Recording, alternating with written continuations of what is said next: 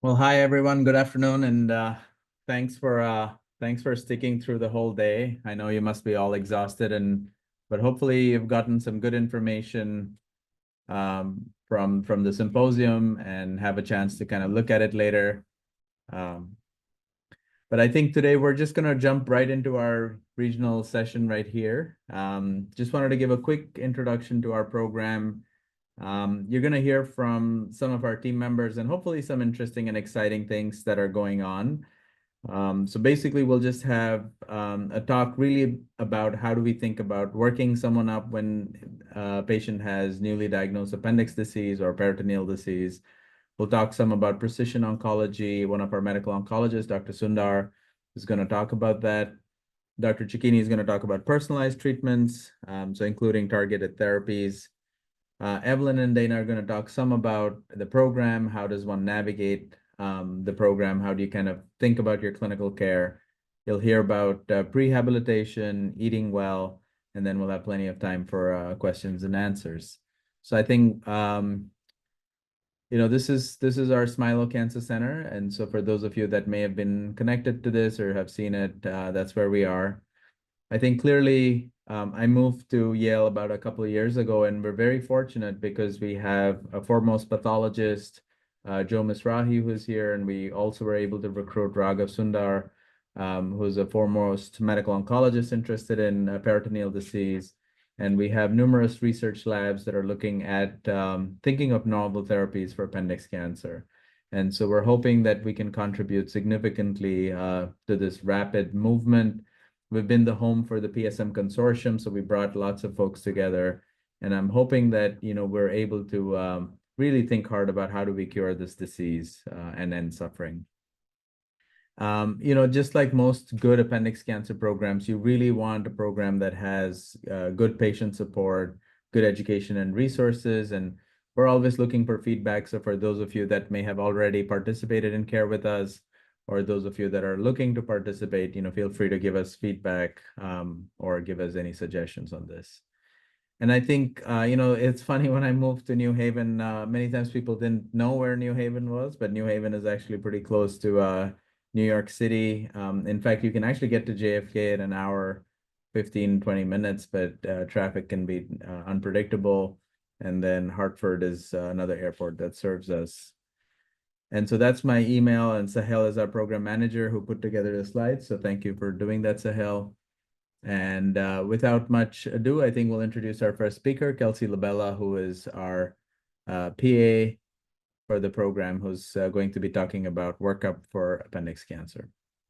Hi, everybody. My name is Kelsey. I'm one of the PAs at Yale Smile Cancer Hospital. I just wanted to thank ACPMP for giving me the opportunity to speak today. I'm going to be spending a little bit of time talking about the workup for appendix cancer, but beyond the basics. So when you first diagnose, there's an initial standard of care workup that many of you are probably familiar with. It consists of imaging, which is usually a CT of your chest, abdomen, and pelvis. This is done at first for staging purposes to look for any metastatic disease. And then these scans are done throughout your cancer journey to look for surveillance, to look for recurrence, progression of disease. And the CT is probably the best modality for most people. There are times when an MRI abdomen pelvis can be useful. If you have a low-grade appendiceal mucinous neoplasm or a lamin or a Hammond, that's a very mucinous disease.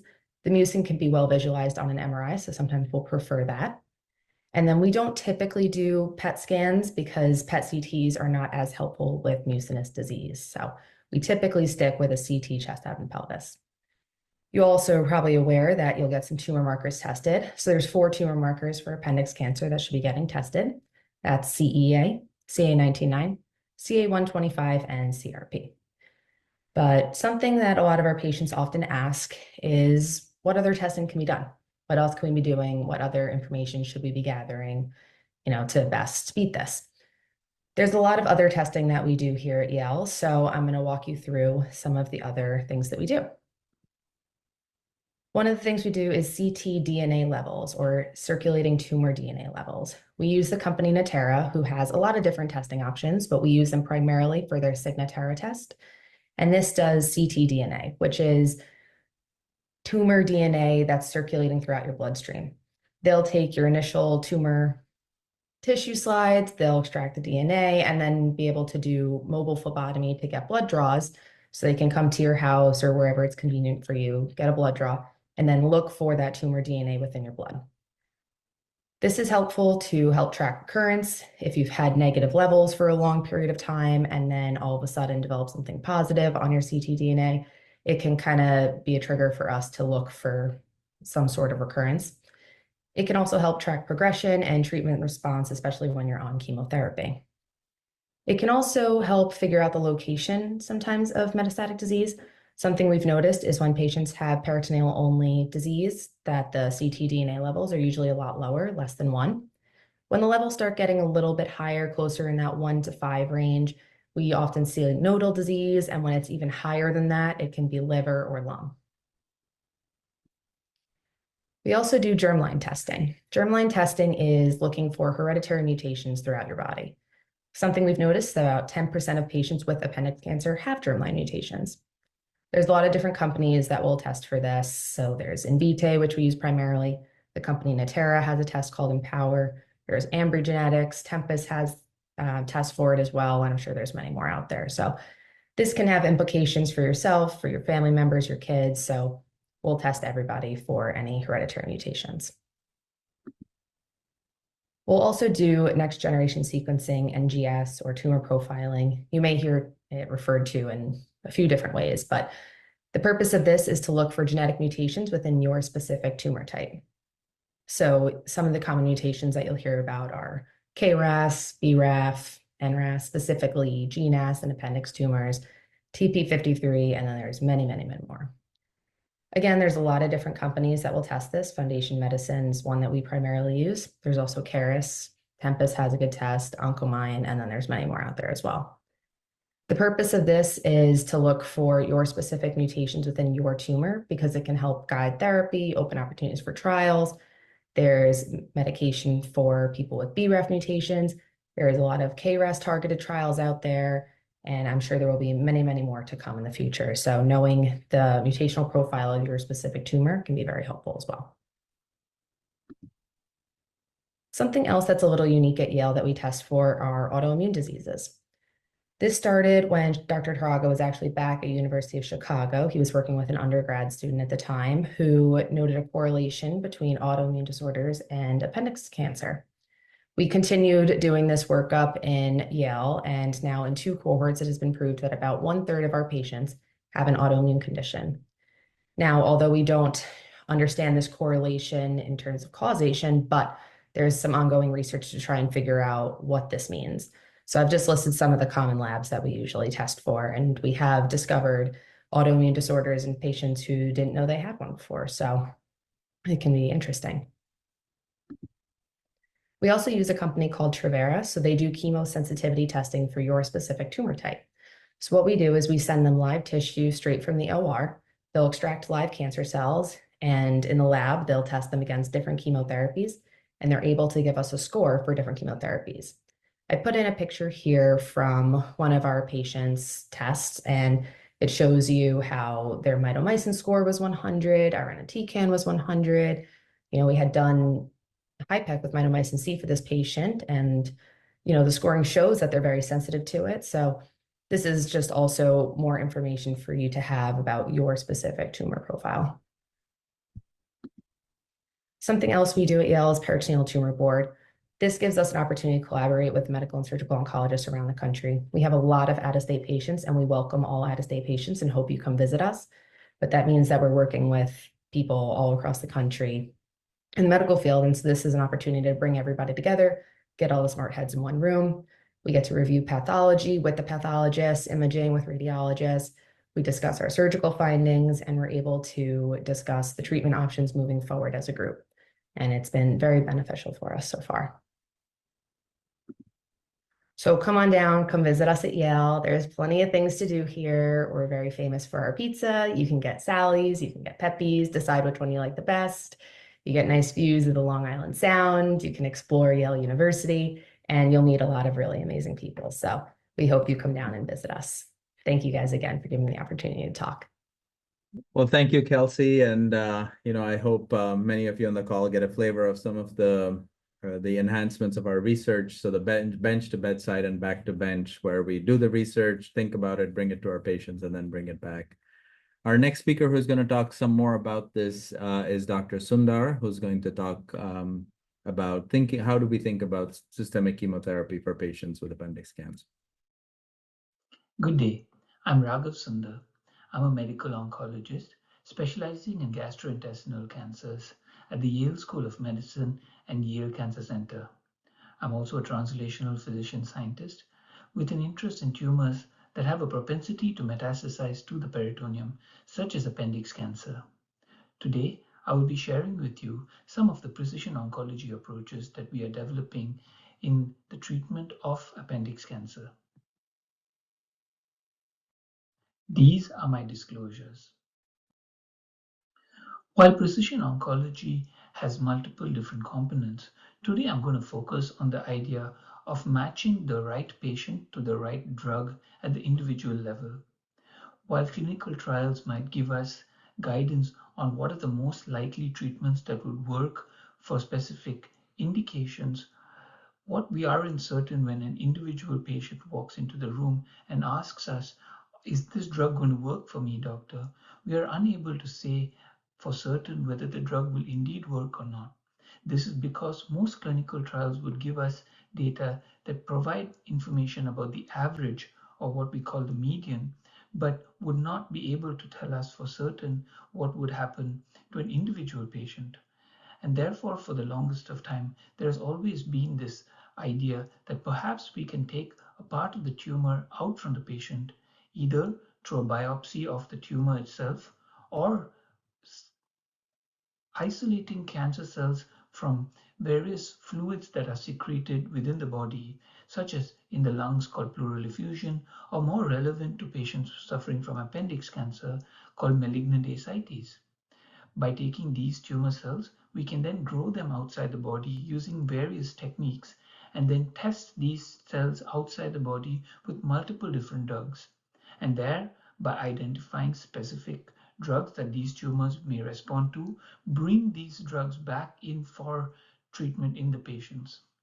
While this idea does sound elegant, there are several hurdles that we have to face when we are doing this sort of testing, and I will talk to you about this over the next few minutes. There are also multiple techniques in which we can grow these tumor cells outside the body, such as cell lines, which is the most rudimentary and simplest way of essentially taking the tumor cells and growing them on a plate. More sophisticated ways called organoids, where the cells don't grow in a 2D structure, but rather we try and replicate the complex structure that is present within an organ, including function, or to grow these tumors within a mouse, which provides a little bit more context to the other components of a living system rather than growing the tumors on plates, and then do the testing of various drugs in this sort of setting. However, before we go into drug testing, one of the biggest breakthroughs that have occurred in appendix cancer is this clear idea or understanding that the molecular makeup of appendix cancer is actually quite different from colon cancer. While appendix cancer is far rarer than colon cancer, and even to date, most of the treatment regimens that we recommend for our patients are actually derived from colon cancer rather than being specific for appendix cancer. About 5 to 6 years ago, there was a very large study that was completed that performed molecular profiling of appendix cancer and did show that the genetic makeup of appendix cancer did look fairly different from colon cancer. And based on this study as well as others, we are starting to understand in a little bit more detail the way in which we can personalize treatments for patients with appendix cancer. So first, let's talk about what an organoid is. An organoid is typically derived from tumor cells that are taken from a patient, and using different growth factors as well as materials in order to grow the cells in a way that the cells form an organ structure in a three-dimensional manner. And very often organoids that are derived from normal tissue, for example, are able to function effectively like an organ, but grown outside a plate. And that allows us to study not only a very simple testing of drugs on tumor cells, but actually be able to study how these drugs would work on a tumor that has formed a structure and the cells are interacting with each other. And so when these organoids are grown in these materials using these various growth factors, very often they are able to demonstrate that not only do they have a structure that is very similar to the organ that they have been derived from, but they are also able to have function like the organ. So for example, in this study, the scientists are able to show that the organoids here are derived from a pancreas and are actually able to produce insulin. And so essentially one of the ideas in the way in which we can use organoids for precision oncology is to be able to derive these derive the tumor tissue from patients, develop the organoids, put them into culture systems, and then do various sort of drug testing in order to be able to see which are the drugs that are each of these organoids are most sensitive to, and hopefully then bring these sensitive drugs back into either into clinical trials or into patients for drug testing. And specifically for appendix cancer, there is a group from Wake Forest University in North Carolina where they are developing organoids from appendix cancer. As you can see in this study that was published a couple of years ago, that this group has developed organoids from 3 high-grade appendix cancers as well as 6 low-grade appendix cancers. And they were able to test these organoids with various different drugs, which are very commonly used in the treatment of appendix cancer, and show that indeed there were differential responses to these various drugs by the different organoids. Hopefully these sort of findings will be able to guide in the future what sort of drugs could be potentially used for which patients. Another model system that is being developed is called patient-derived xenografts. In this, the tumor that is derived from the primary organ is cut into pieces and then implanted onto mice. These mice may be immune deficient, but in more sophisticated models, these mice could also have active immune systems and sometimes even a humanized immune system. And when these patient-derived xenografts are injected, when these tumors are injected into the mice, they can be grown on the flank of the mouse. And this provides a little bit more of a nuance compared to growing them on a plate, where the mouse provides the environment that is consistent with a living system, including an immune system, and allows us to test other sort of medications, including immunotherapy. Specifically for appendix cancer, there is a group from MD Anderson Cancer Center in Texas that were able to develop several appendix patient-derived xenografts and were able to show that the molecular characteristics of these xenografts were actually quite similar to the patients that they were derived from. And on drug testing, they were able to show that there was a drug called paclitaxel to which these xenografts were sensitive to, and they were able to drug the mouse with paclitaxel and show that these tumors were indeed shrinking in size, providing a proof of principle that these sort of concepts may then be able to be brought to the clinic in the future.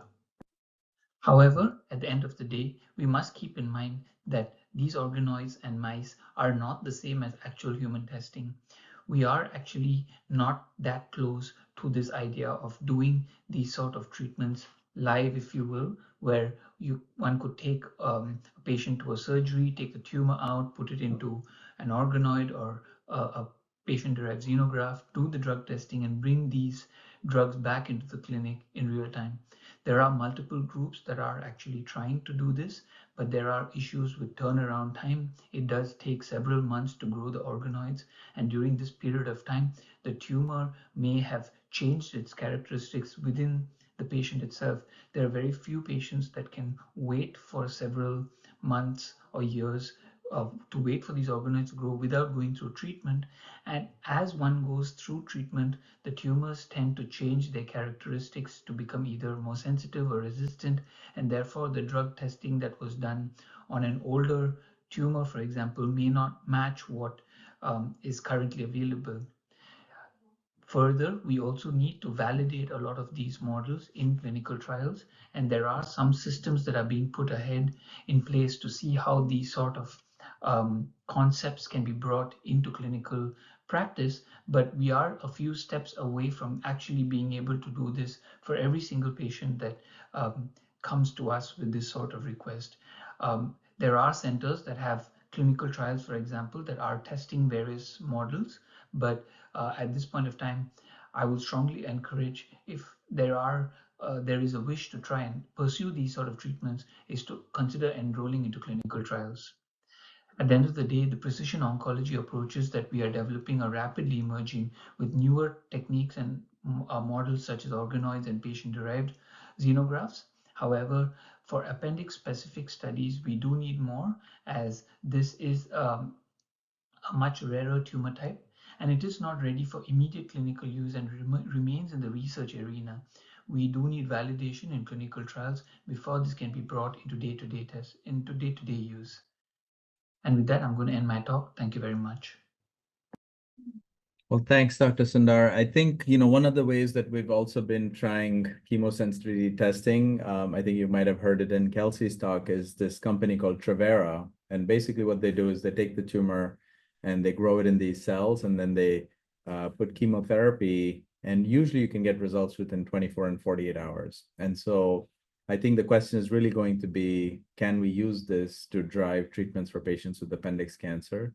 And so we have a clinical trial that we've proposed that hopefully will be open next year to look at chemosensitivity-based testing-driven chemotherapy. So stay tuned for that.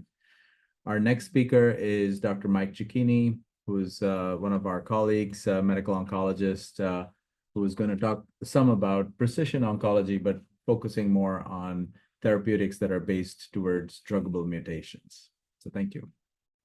Hello, my name is Michael Cicchini. I'm one of the GI medical oncologists here at the Yale Cancer Center. I'm co-director of our colorectal cancer program, as well as the co-director of the clinical research program for the gastrointestinal cancer program at the Yale Cancer Center. Today, I'm going to talk about personalized treatment for appendix cancer. So I'm going to talk a little bit about staging, and then I'm going to jump right into some mutations that are present in this disease and how we think about those to target with the available treatments that we have, to use precision medicine, precise treatments based on the mutations that are present. So how do we determine staging? I think some of this is covered by others today, but colonoscopies can be done if somebody has iron deficiency anemia. They're done for screening purposes, sometimes for abdominal pain and other symptoms that patients may have. These can diagnose a colon tumor, or if there's a large mass in the appendix, that can also be visualized as the appendix is just an appendage off the top, the beginning of the large intestine, the colon. Blood tests are also part of staging to look at liver tests, blood counts, CEA, a tumor marker. We sometimes use a sophisticated test called circulating tumor DNA to sequence little fragments of DNA floating around in the blood that we can distill whether or not it's tumor origin or normal cells. We do a CAT scan to rule out distant metastases to the liver. We can see the peritoneum, the abdominal lining to some degree with a CAT scan, rule out things like the bone and the lungs. And then I know this is covered by others, but sometimes we do a diagnostic laparoscopy to look at the tumor and decide, has this metastasized? Using these precision medicine approaches are primarily reserved when the cancer is stage 4 at this point in time.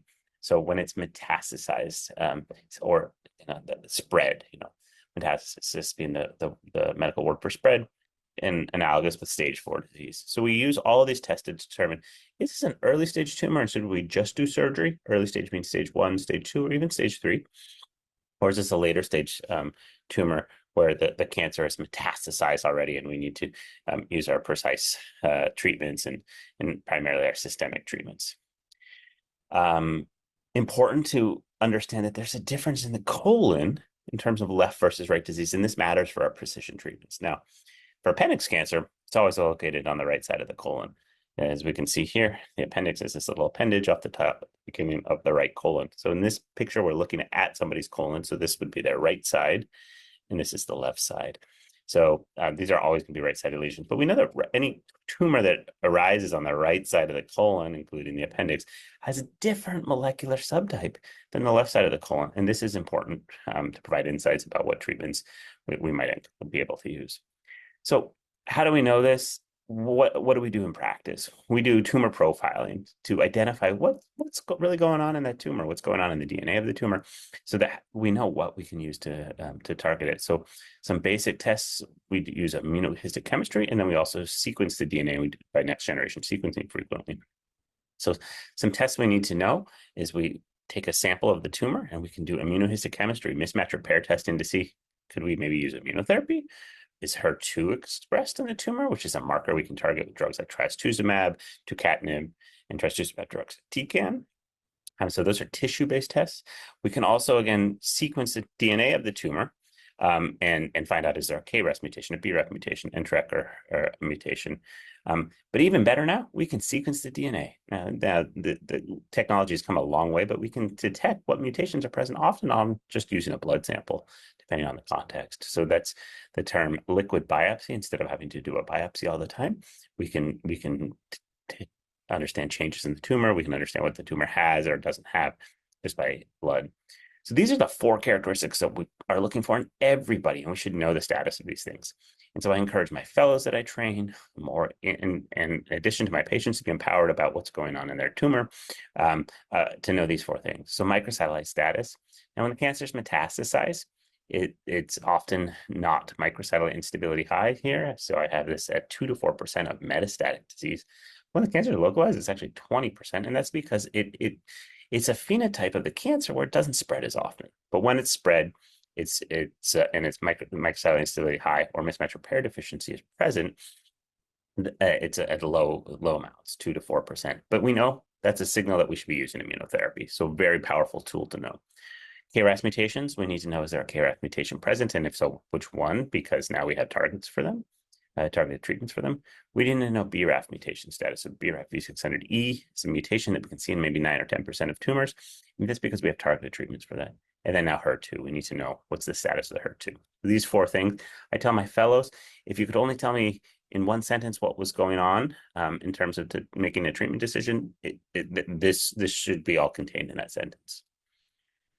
But initial therapy usually doesn't depend too much on those markers. We usually start out with these drugs. We either have a 2-drug regimen we call FOLFOX, which is 5-fluorouracil and oxaliplatin, or FOLFIRI, 5-fluorouracil and irinotecan. Sometimes we put all this together and we use something called FOLFOXIRI. We'll add on medications we call biologics to this, primarily for appendix cancer. Those biologics are something called bevacizumab, which helps the chemotherapy work. But the chemotherapy here is doing the heavy lifting.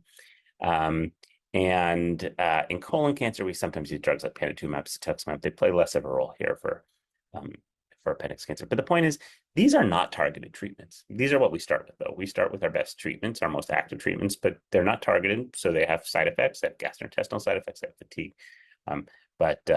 When we've got the mileage we can out of these, that's when we often pivot to our targeted treatments. As our targeted treatments, the strength of them gets better, they probably will move up into earlier lines. But those clinical trials that show that they're actually better than these chemotherapies have yet to complete.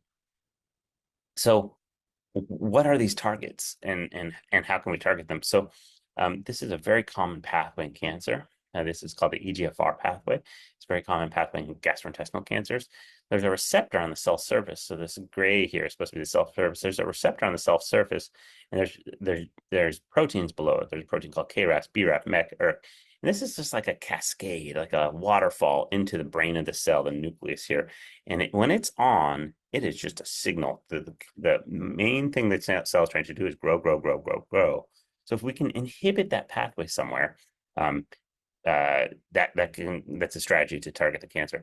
And when we know that there's a mutation in one of these things like BRAF or KRAS, that is where the signal is starting. So it's a signal starting to just grow, and there can be mutations anywhere higher up in this pathway, but mainly we see KRAS and BRAF.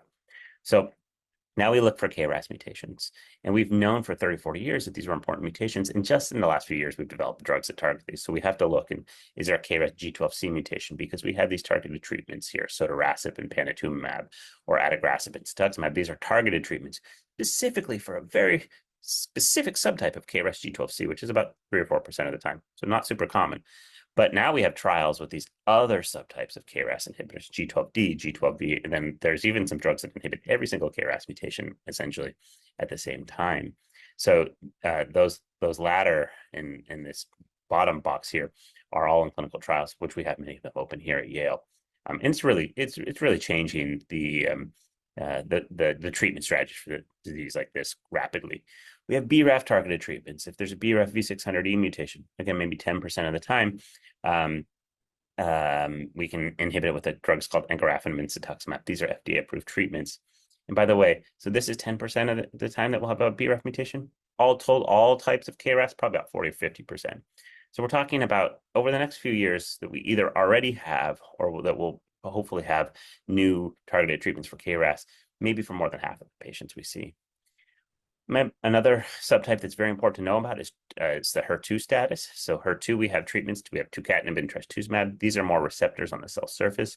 We see them elevated in the tumor samples that we test, and we can target them with drugs. So we have tucatinib and trastuzumab, and then we have a new drug called trastuzumab deruxtecan over the last few years, which is something called an antibody drug conjugate. It binds to that area with a heavy payload of chemotherapy and destroys the cancer cells. So again, another receptor we need to know about. Immunotherapy, drugs that stimulate the immune system to attack and kill the cancer, essentially taking the brakes off of the immune system, are a powerful strategy in some subtypes of colon and appendix cancer, primarily microsatellite instability high or mismatch repair deficient colon cancer. Those two things mean really the same thing at the end of the day. They basically mean that the cancer cell has lost its ability to regulate any sort of repair of its DNA.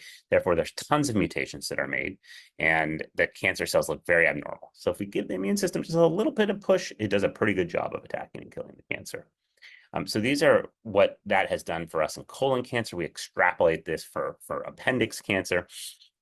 Many of these treatments I'm talking about are extrapolated from colon cancer, more common cancer.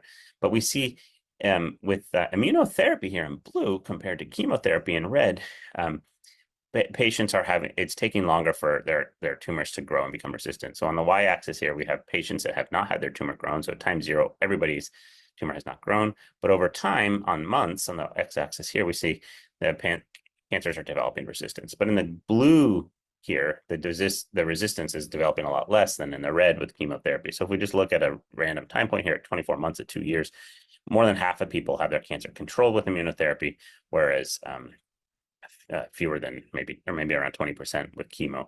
Now we have more powerful immunotherapies with double immune therapies. And look now at the 24 months, we're talking about 72% without their cancer growing.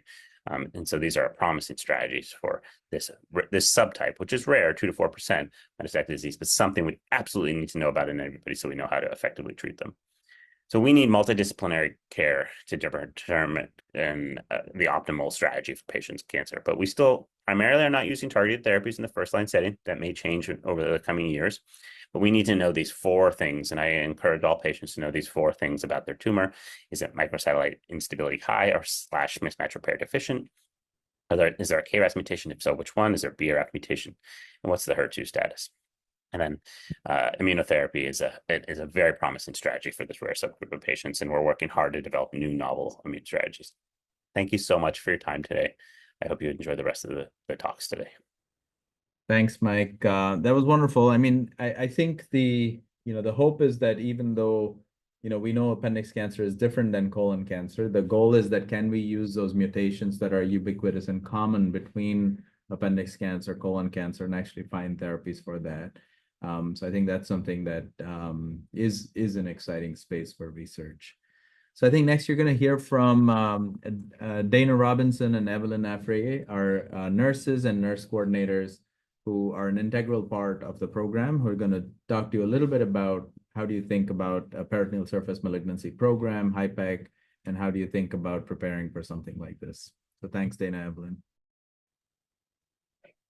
Hi, my name is Evelyn. I'm a nurse coordinator for GI Surgical Oncology. I'll be navigating you through surgery and beyond.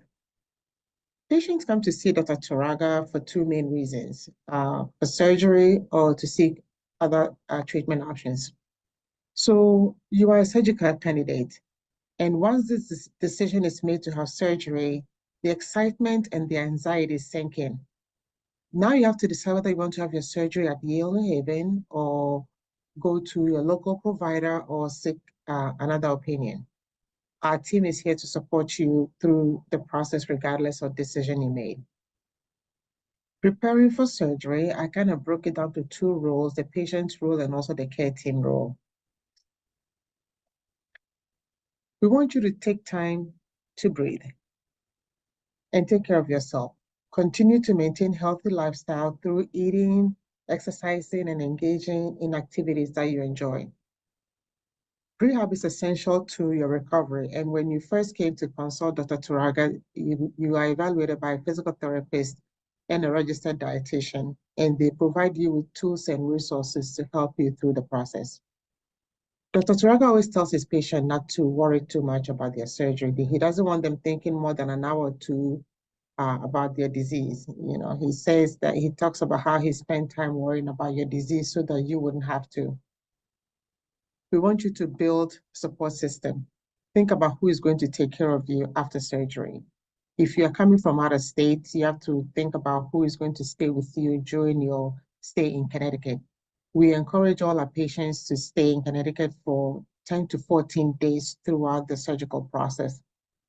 You have to think about your follow-up, who is going to care for you when you return to your home state, like a physician who is going to manage you when you go back home.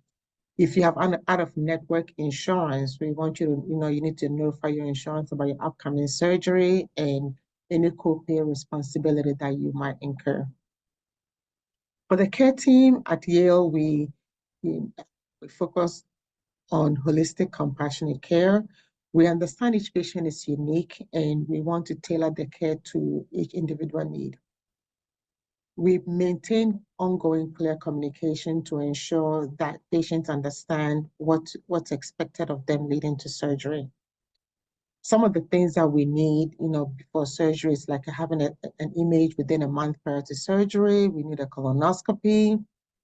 We also work with our multidisciplinary team, physicians, pharmacy, the authorization team, inpatient team to ensure you have a seamless surgical experience. Then I'm going to go a little bit into our in-state and out-of-state patients. And depending on whether you're coming from in-state or out-of-state, your need is tailored a little differently. For in-state patients, it's a typical standard surgical pre-op, getting the consent, meeting anesthesia team, PCP clearance, and bowel prep and labs. For out-of-state patients, we encourage patients to arrive in Connecticut 72 hours prior to surgery to obtain consent and also finalize surgical planning and start the bowel prep. We do have hotel resources and transportation resources if needed. For international patients, we have international navigators who will be able to assist you with the finances and payment. Postoperatively, our patients are admitted to a regular surgical oncology unit where staff are trained to take care of them. Our average length of stay is 5 to 7 days, and we ask that patients stay in Connecticut until their post-op visit, which is usually a Friday or Tuesday after they are discharged from the hospital. At this point, I'll turn it over to my colleague Dana to walk you through surgery and beyond. Thank you. Hi guys, I'm Dana, the clinic practice nurse. We're here to talk about beyond your surgery. So you've had your surgery and you've been discharged from the hospital. We will be in close communication with you, whether you're at your lodgings if you're an out-of-state patient, or if you live here in Connecticut. We will be calling you and also using the HIPEC messaging feature.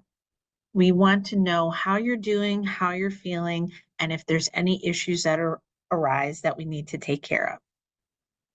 As Evelyn mentioned, you will be having different clinic appointments. Typically, the Friday after your discharge, depending on the day that you're discharged, you will have your first clinic appointment with our PA, Kelsey, and a nurse, Evelyn or I. Then the following Tuesday, you'll have a clinic appointment with Dr. Charaga. If you are from out of state, we will discuss when it is safe for you to travel. And if you're in state, you know, you'll be here with us and we will continue to care for you. We have close communications with your medical oncology team and any other provider. We will be able to send them operative reports, your notes, and any updates, labs that are pertinent to your recovery, and facilitate communication between different teams. As we go on down the line, after that first clinic appointment, then you will have your 6-week post-op visit with a scan and tumor marker labs and possibly a Signatera test. Then up next, we have the 3- and 6-month post-op visit, again with a scan and tumor marker labs and possibly Signatera. And from there, we will be discussing your surveillance plan and how we are going to be moving forward with you post-operatively. And we talk about long-term post-operative needs, including your sexual health, if there's any dysfunction following the surgery or any other part of your body that needs attention to. We care for you, mind, body, and soul here. And we have a lot of resources and referrals at Yale that we can get you to the right people to help you on your journey. We're a real down-to-earth team, and we wanted to show you a few more pictures. We'd love for you to come to Yale and meet us and see how we do things. It's a really unique experience. Here we have Evelyn and I. We're at an oncology nurse conference, and then myself, Kelsey, Evelyn, and Dr. Charaga went to Boston for an appendiceal cancer conference. And on the bottom is our team. We rode in the Closer to Free ride this year for Smilow Cancer Hospital to raise funds, and we had a great team and a great time. So we look forward to seeing you. And if you have any questions, here is our contact information. If you call us, please press option 2, and we have our fax number and our street address. So hope to hear from you soon. Have a great day, and thank you. Well, thanks, Dana and Evelyn. And thank you for going through the pathway for patient preparation for surgery. I think an important part of preparation is getting your physical abilities done. And so the next 2 talks are focused on prehab. And so you're going to hear from Scott Capozza, our physical therapist, who visits with all new patients for physical therapy. Hi, everybody. My name is Scott Capozza, and I'm a physical therapist at Smilow Cancer Hospital in Yale New Haven Hospital. And I'd like to take the next couple of minutes to review with you the role of physical therapy in prehabilitation, what physical therapy looks like in prehab, and to really kind of dispel some of the myths as to what prehab is and not. So what prehab is that, or the reason why we want to really think about prehab in the prehab setting is we want to make sure that we are physically preparing our patients for surgery. Specifically, today for patients who are going to be undergoing any surgery related to their cancer, but really, we see prehab applied to all populations, even in our orthopedic population. So often, if you're going to have a hip replacement or a knee replacement, you would meet with the orthopedic doctor, and then they would say, we want you to meet with PT because we want you to work on your quad strength and work on your balance so that after surgery, you're able to recover quicker after that hip replacement. So it's the exact same thing. We're going to apply that here. To our population, to our folks that we see. And I would argue too, and I'm going to keep making this point, that it immensely prepares our patients for surgery. That in a time when, especially if it's a new diagnosis, and patients don't feel like they have a lot of control, they don't know left from right and up from down, that it gives them a sense of empowerment to be able to know how to move their bodies properly and how to, as Laura has talked about with nutrition, how to fuel your bodies properly. And ultimately, we're doing prehab because we want to improve these post-surgical outcomes. We want to improve that recovery so that your recovery goes smoothly, and ideally, it's a shorter recovery. So what is prehab? Again, it's the physical and lifestyle preparation, designed to improve recovery after surgery. Again, you're hearing a lot about the physical aspect of it today and the nutritional aspect of it today. You could also include the psychological interventions that would be really beneficial for this. And again, I want to be able, as a physical therapist, to increase the functional capacity by really ramping up that physical activity leading into surgery. So what does that look like when your doctor refers you to PT for prehab prior to any cancer surgery? What's that actually going to look like? Well, it's an individualized structured program. It's not something where we want you just to go randomly search on YouTube for some random exercises. We want to be able to meet with you and to be able to target these exercises so that we know that we are screening for and addressing any weaknesses that might be there, especially if you've already been on chemotherapy and maybe you already had a surgery or two.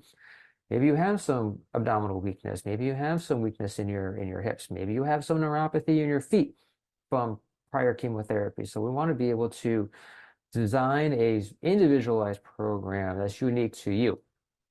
Ideally, it's supervised, whether that's in person or virtual over telehealth, to making sure that that you are safe as you're exercising.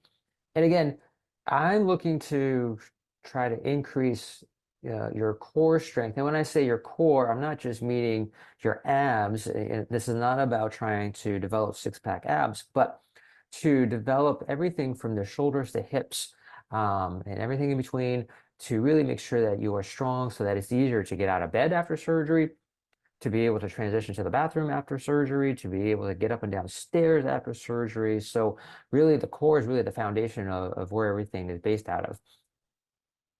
And again, I may primarily be focusing on strength and cardiovascular endurance, but again, for those folks who have had chemotherapy up front, and if they're experiencing neuropathy, then we're going to be doing some balance training as well, because the last thing I need in the middle of all this is for you to experience a fall.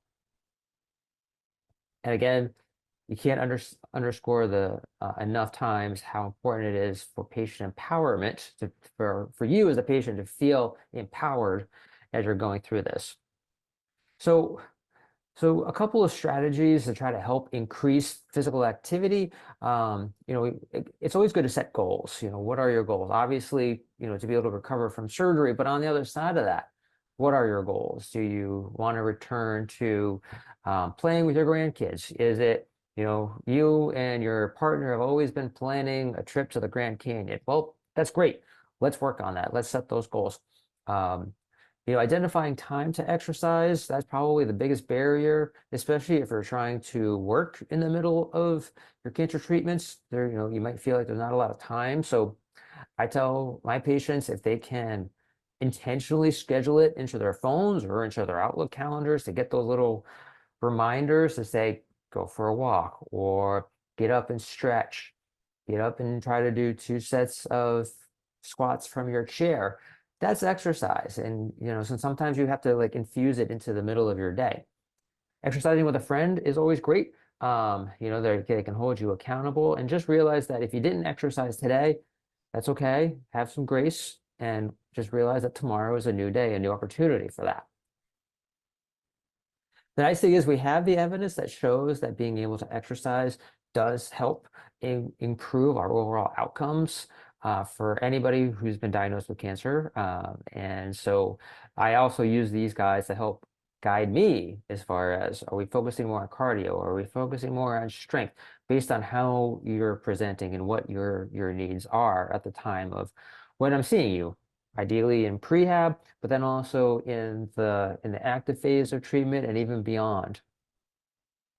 So again, what about after surgery? So again, I'm going to reassess, or the physical therapist is going to reassess what your function is at that time, and then take you from that moment, meet you where you're at, and be able to progress your strength, be able to progress your conditioning at that time.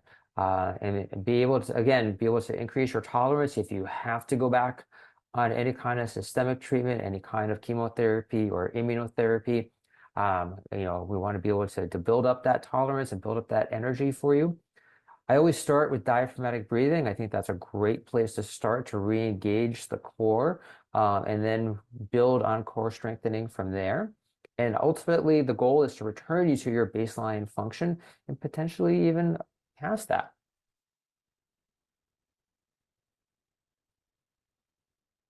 So again, probably the biggest thing to take away from today is to understand that literally taking that first step is the first step to moving forward in prehab. And so if you're able to work with your physicians and your team to get set up for prehab, that is great. And even if not, then know that physical therapy is a part of your journey wherever you are. And with that, thank you very much. I appreciate the opportunity to talk with you all today about PT and our role, the role of PT in prehab and in your care moving forward. Well, thanks, Scott. I know it's almost time, but we have our most exciting speaker for the end. I think all of us always have questions about how can you eat well and how do you actually prepare for this? How do you prevent cancer from coming back? Are sugars good for you or not? And so I think our expert dietitian, Laura, who's here as well, is going to give the last talk of the day. Hi, everyone. My name is Laura Silver. I am a registered dietitian. I am delighted to be working with this team. And let's talk about nutrition and eating well during cancer treatments. And first, most importantly, we are going to take a deep breath together because this topic can actually be pretty tricky. It feels like a complicated world sometimes when we're trying to figure out what to eat. And that's when we might not even be facing a diagnosis of cancer or feeling like we're in a crisis situation or recovering from a big surgery or getting ready for a big surgery. Our relationship with food and eating can be complicated. And there's a lot of information out there. And family and friends will often give advice on this topic, whether we have asked for it or not. And so for all of those reasons, I want to make some space for that and just acknowledge that this can feel like a complicated topic, but hopefully talking more with your healthcare team and working closely with them and having a registered dietitian on your team can make a big difference with that. So even though this is not food, I do want to start with a commonly asked question, which is around which supplements should I be taking, can I be taking? And I want to say first that the latest Western medicine evidence on this is that there's no one supplement that is designed to treat or prevent cancer, as well as other things like ascites or mucin development. Unfortunately, we do not have a supplement that will prevent or treat any of these things. Sometimes they can be helpful in managing side effects or symptoms better, and we'll talk about that next. But I do want to say that with any of these supplements, you do want to take caution and you do want to be discussing them with your healthcare team, because they can be quite powerful. Even though they say that they're natural or they feel like natural products, they can have quite a powerful effect and can sometimes interact negatively with your treatments. Even if there's some possibility that they'll protect the healthy cells, they might actually be working against the treatments in some way. So we do want to have a lot of caution with them. With that being said, there are a couple that I wanted to share with you that the latest research, there is emerging research and more promise with these that I thought I would share. You may or may not have heard about them. So omega-3 supplements, specifically getting at least 2 grams or 2,000 milligrams of EPA, which is just one component of a supplement when you choose a fish oil or a fatty acid supplement. Getting that particular dosing may help to reduce or minimize the weight loss that we experience when we're going through cancer treatments. So there's some promising research there. And then also alpha lipoic acid, or ALA, may help with persistent neuropathy. There's more evidence for it when we have neuropathy that's related to diabetes instead of neuropathy that's related to chemotherapy effects. But again, there's still some evidence for that. So I'm sharing this with you not to say to go out and start taking these today, but instead I would encourage you to bring this information to your healthcare team and discuss it with them and see if it's right for you. And then whenever you are selecting multivitamins, herbal remedies, any kind of supplement that's sold over the counter like this, I really encourage you to look closely at the label and to look for one of these labels that you see down below. They really signal that the product has been tested by an independent third party. So there's some testing that's been done around the quality and the safety of that product. So look for those. And then one quick thought about acupuncture. It's not a food, but acupuncture, when we look at research from our integrative oncology colleagues on this, there's more and more research to suggest that acupuncture can help with a lot of these side effects. Nausea and vomiting, pain, including post-op pain, dry mouth, neuropathy, all of these things, as we know, can make a difference in our appetite and what sounds appealing to us to eat and how often we're eating and all of that. So it's often a complementary therapy that we're often talking about with patients and encouraging them to explore for themselves too. So when I'm working with patients to develop nutrition goals for themselves as they're going through cancer treatments, we're often focusing on these areas. In most cases, someone going through cancer treatment is going to need to eat a bit more protein than they're used to eating. A lot of us get away with not drinking much or not eating much during the day because of family caregiving responsibilities. Our work life is hectic, and then we try to make up for it by eating or drinking later in the afternoon or even evening or late at night. And unfortunately, when you're going through cancer treatments, when you're gearing up for a big surgery, recovering from a big surgery, you usually cannot get away with that, unfortunately. So we're often really trying to help you change those habits and practice some new habits around eating more frequently during the day, breaking up your portion sizes, and helping you also to really rethink and sneak in a little more nutrition wherever you can, even if you're just going to take a few bites, even if your appetite is suffering. And it's really changed how much you can look at one time. Even if you're just taking a few bites or a few sips, we want to help you make the most of those and really make them count. So we're often looking at, again, the protein in what you're eating and drinking, and really looking at ways to, make the most of what you're eating and drinking. There's a lot of habits that go around how we eat, regardless of the content of what we're eating. There's a lot of habits around our meal times before, during, and after we eat that we can work on together. And then because protein is often a goal that I'm working on with patients, I wanted to share a couple ideas with you, just examples of how we can be creative and really sneak in and boost the nutrition of what we're eating, even if it's just a few bites. Hot cereals here at the top of the slide. I think there's some useful tips here because for a lot of folks I work with, hot cereals like oatmeal, cream of wheat, farina, a lot of times those can feel like safer foods. When nothing else is sitting right, those tend to agree well. And so I want you to know that even if that's all you're working with, there's still some ideas and things we can do together to boost the nutrition of those things. And then if you're thinking about, well, how much protein do I really need to be aiming for on a regular basis?